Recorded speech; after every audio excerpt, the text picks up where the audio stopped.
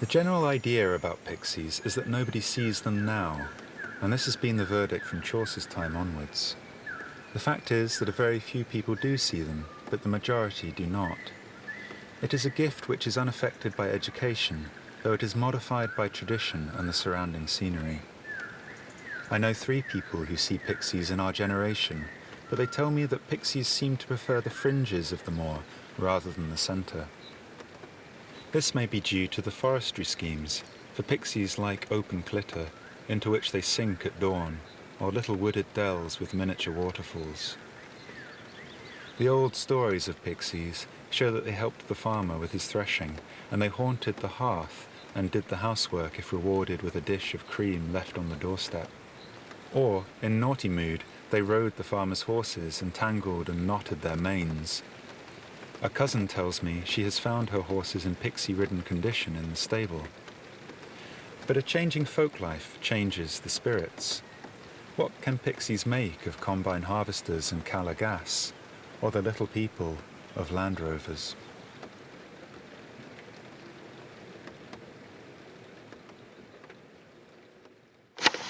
So midsummer is upon us. The equinox is but a day away, and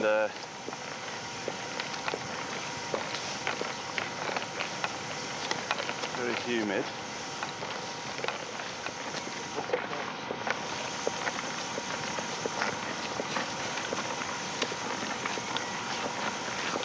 Once we're there, we're looking for 4 sycamore trees.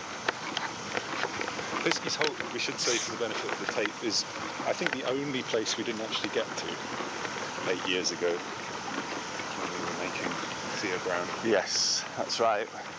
We got to Pixie Land. We did. Didn't we? We didn't take in any of the attractions there. Yeah, but we also got to the Pixie Holt Activity Centre, which is named after the cave.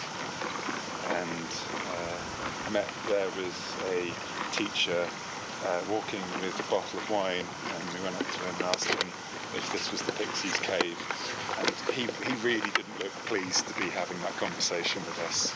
I seem to recall he did describe somewhere that he'd been that he thought was Piskies Holt. I don't think it was anywhere near. No, I don't think it was. I think he was pointing vaguely in the direction of the river and basically wanted us to sling our hook. No, this feels much more on course. And also, if you can hear clattering, it's just a fairy box in my bag. You can't go to such sites without taking the necessary tools, and a fairy box is quite necessary for where we're going. I'm not going to capture any, that's got to be said, merely charm them with twinkling sounds. These chunky walls are just completely moss covered with ferns jutting out, almost completely unfurled. We've reached the river and we've been following the Drove Road. We're assuming it's a Drove Road down from Huckabee Farm, and we've now arrived at Week Ford, and the hunt for 4 sycamore trees begins. 4 sycamore trees being the marker of the Piskies Holt. So we're surrounded by classic hedgerows of blackthorn. Yeah, almost on the floor there. Blackthorn, lots of lichen encrusted hawthorn. So yeah, I think if we're going to see sycamores, they're going to be quite obvious to us because it's not the sort of trees that are here. Yep. Sounds good. It looks like we're going to be crossing this river. So I've come to 17 really quite large stepping stones going over the river, which I'm now crossing.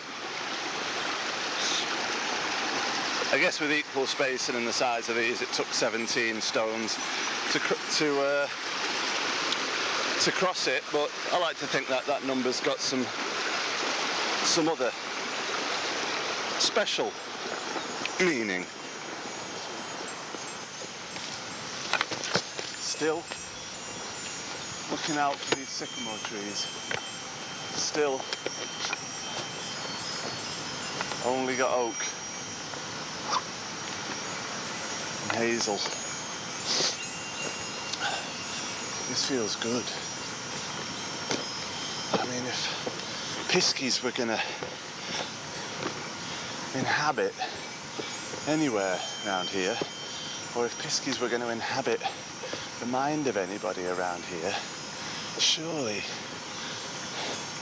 this is the spot.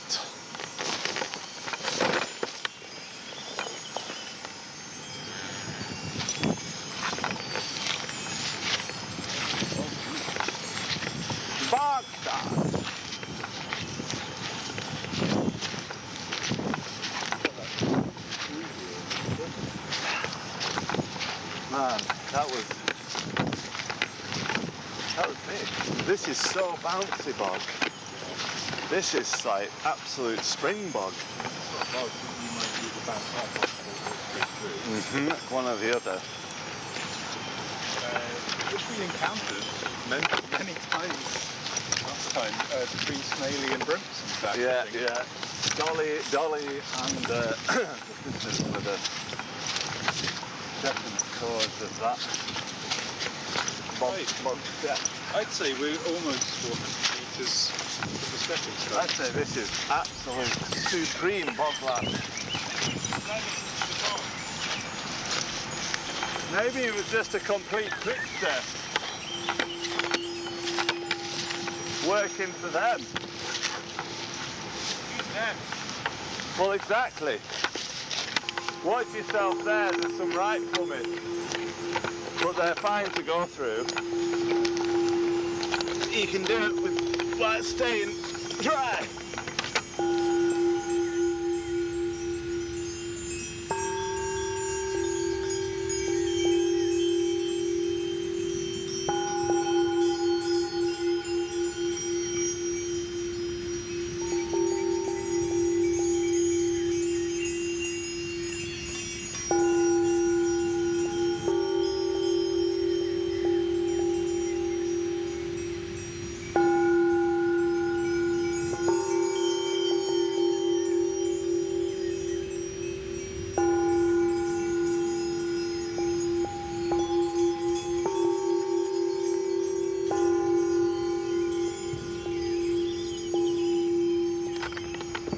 Yeah?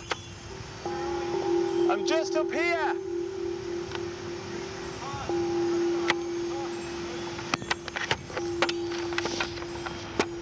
I just got pulled away.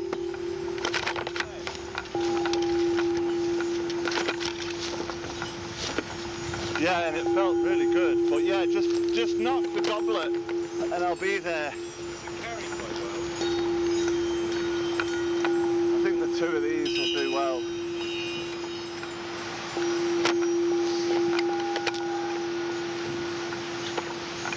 Wow, this looks so familiar. Time we spent on the other bank.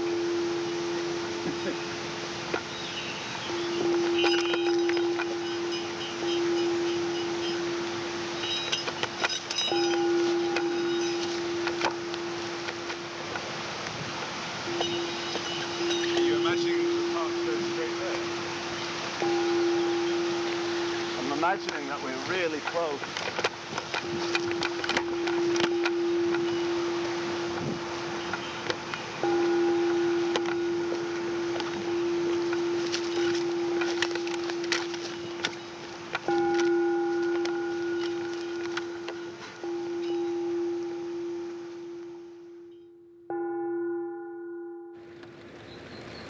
So David, I think we've entered a new area here, which is Ian and David chatting by the fireside with two mics pointed in their faces on the moor. It is new, isn't it?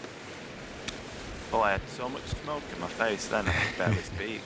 So I feel really impressed with myself. We have a campfire on the go. David is cooking a stew on it at the moment, having burnt his boots to a crisp earlier on in the day.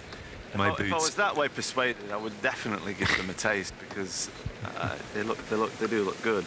My boots are at sensible distance. I'd like to just point that out. They're a good 30 centimetres from the fire. David's on the fire with the shoelaces actually in it.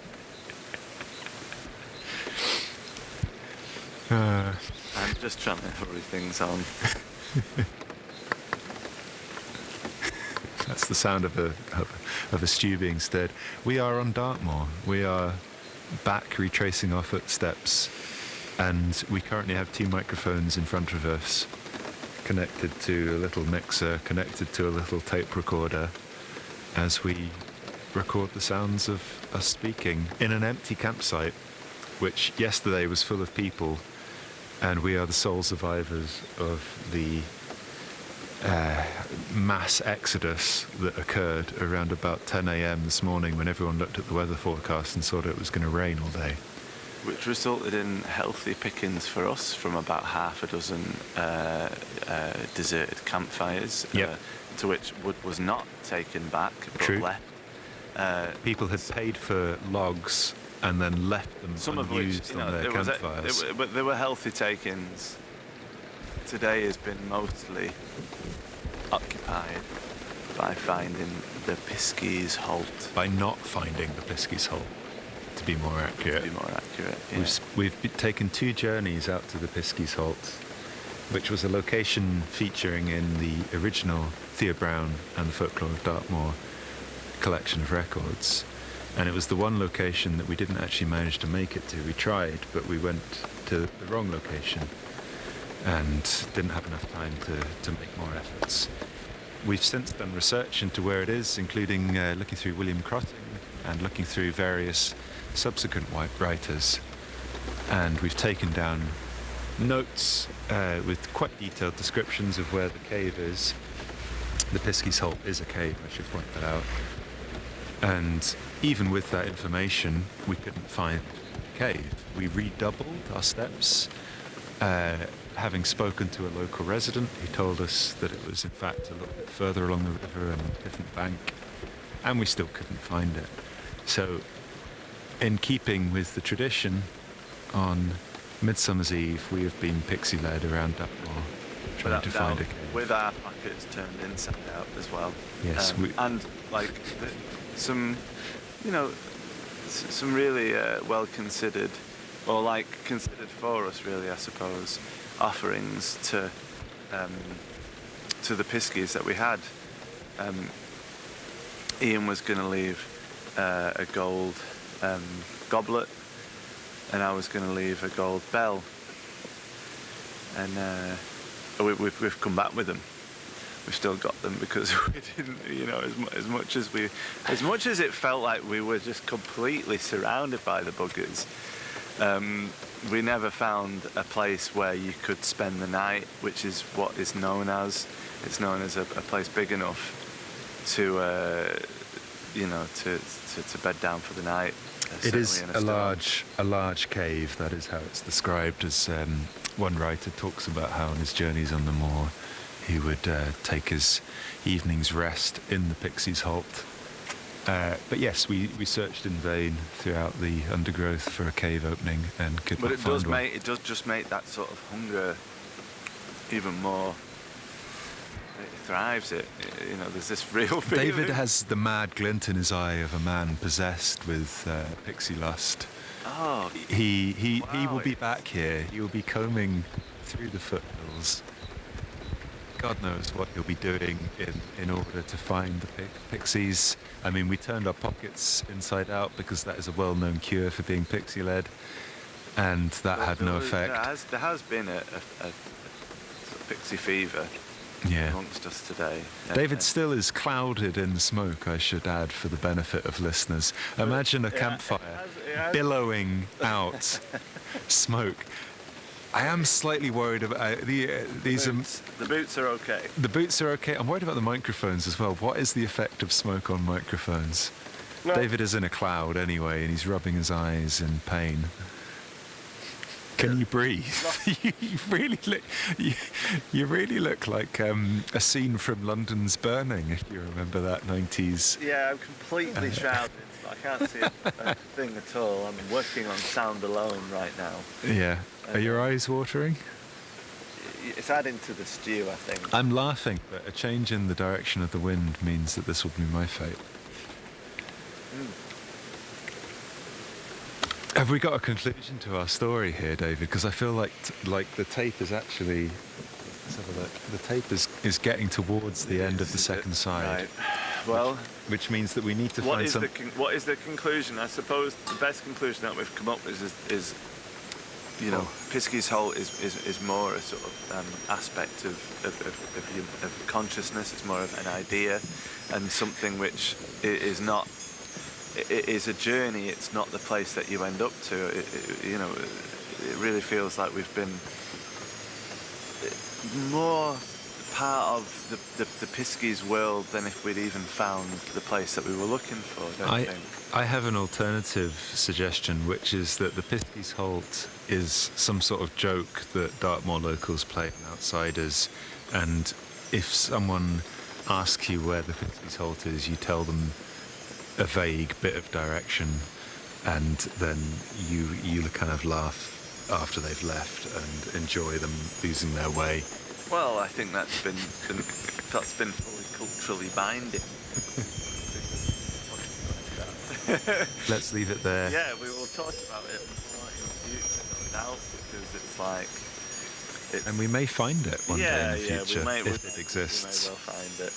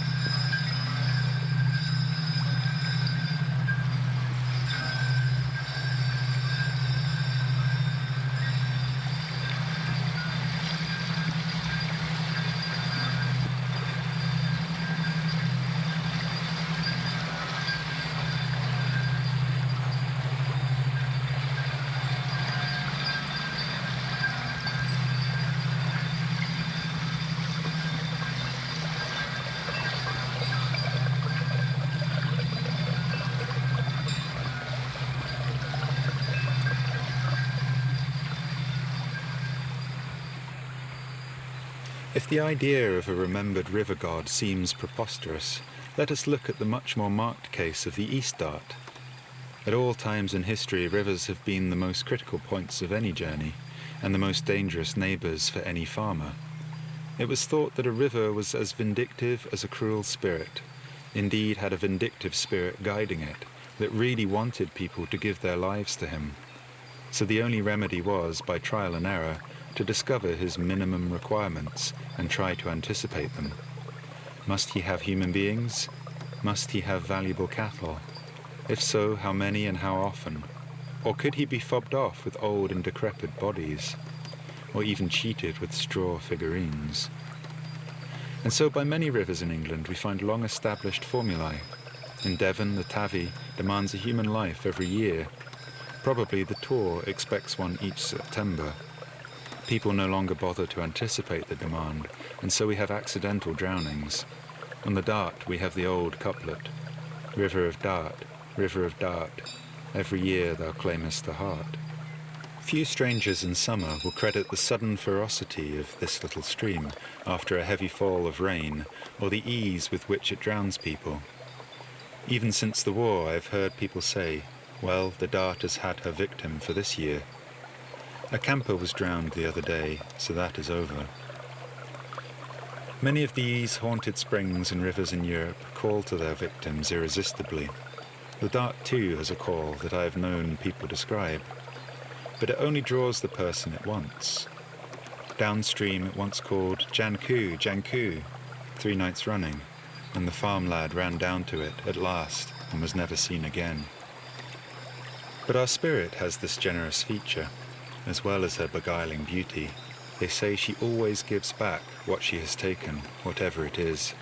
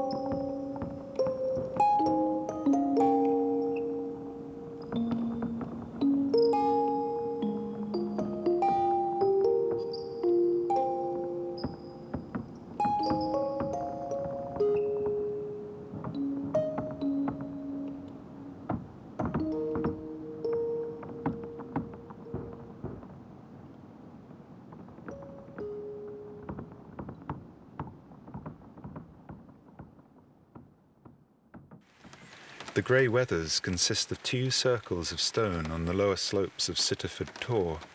A line drawn through their centres points dramatically down the river to Belliver, due south, from which Hay Tor stands distantly eastward.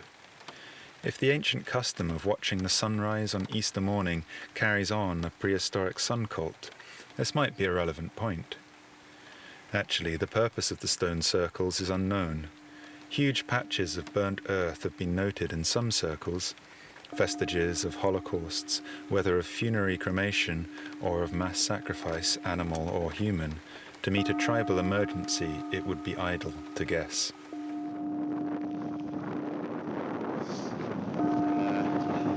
I've been walking, following the Dart for a while, and you can see up ahead of me a fern-worthy forest, so that's a good sign that I am approaching my destination, which is not a forest but a stone circle known as the Grey Wethers.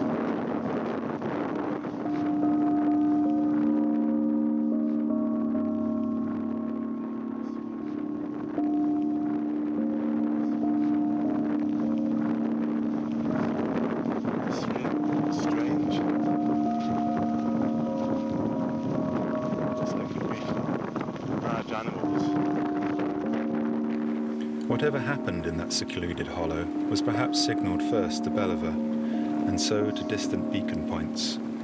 The circles appear as humble relatives of the vast henge monuments elsewhere, bearing the same relation to them perhaps as a parish church does to a cathedral. At a distance, they look exactly like sheep, hence their name. I've probably got half an hour more walking in me before I need to head back to make all that date. So you'll hear from me again, whether I do or don't find the Grey Weather Stone Circle. It is said that a farmer, viewing them from afar after a good drink at the Warren house, was induced to buy them without further examination, on sight unseen. In other parts of the moor, circles are said to be maidens who danced on a Sunday and were suddenly changed to stone. A single stone, a monolith, is called Man, as Bear Down Man and Laughter Man. This comes from the British Main, a stone. Yet at a distance, they look just like monstrous men shuffling blindly towards you. Okay, update. In the distance, it looks like there's a flock of sheep. Now, one thing associated with the stones is that if a farmer